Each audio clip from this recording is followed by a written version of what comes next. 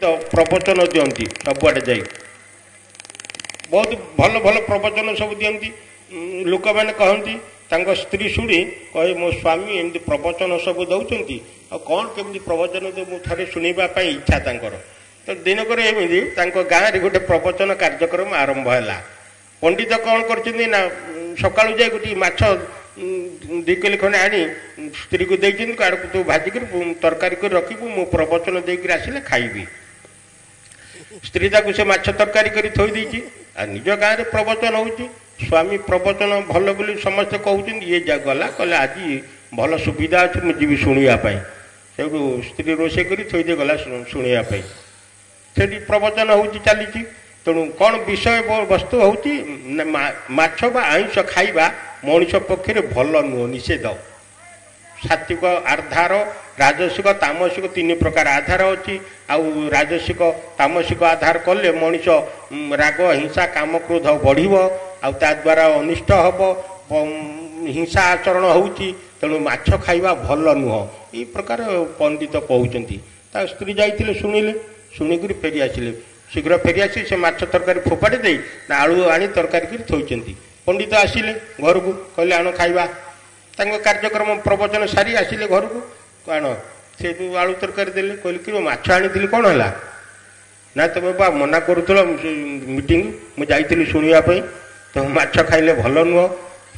तामसिक आधार से ताकू खाइले मनुष्यर काम क्रोध लोभ हिंसा बढ़ से पंडित कहले काले सेगुड़ा सब कहवाई मु कौन ताको आचरण करी माछ मु खाइबी किंतु से कहवाई लोक मान कहीदे माछ खाइले भल नुह तेणु मुख्य कथा आचरण जिनिस धर्म कथा सब आचरण लगेवा तो काम लगेवा खाली पार्टी कहवा ना तेणु बर्तमान भारत वर्ष कहीं धर्म कहीं ये तो बहुत शिष्य अच्छा हजार हजार लक्ष लक्ष गोटा गोटा गुरु मैंने शिष्य कर मास मास धरी प्रवचन होती गीता पारायण होती भागवत सप्ताह बसुची गाँ गाँव नाम यज्ञ सबू चली धर्म कहीं दुर्नीतिर चरम स्थान को गलानी भारत वर्ष बर्तमान ताली एते जो गुरु मैंने अच्छा जो प्रवचन चलती मास मास धरी क्लास होती 8टा 10टा पर्यटन क्लास हो वेदांत क्लास होती सबू होती कहीं धर्म कहीं कई बुझी ना धर्म कौन सतरे बुझी ना धर्म कहले पचार लोक धर्म कथा कहले लोक डरी पलि जाऊँगी बापा आस टे आलोचना करवा कहले ना आमर काम अच्छी कि आसिले खाइले कहले से बाबा कहीं से गड़ गड़ हो गोटे जगह कहले कहले बाबा कहीं से गड़ गड़ हो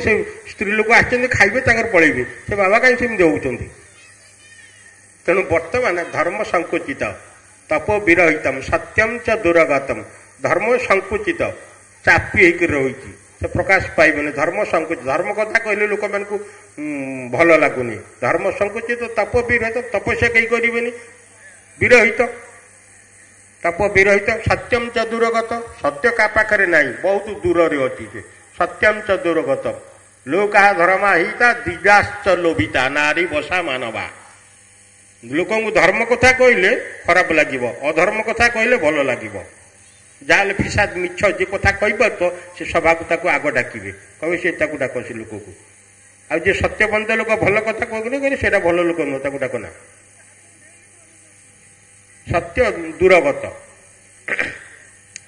हाँ ये परिस्थिति बर्तमान आम जिते बसीचे केवल ईश्वर संबंध में जानिबा प्रभु किए ठाकुर किए जानी।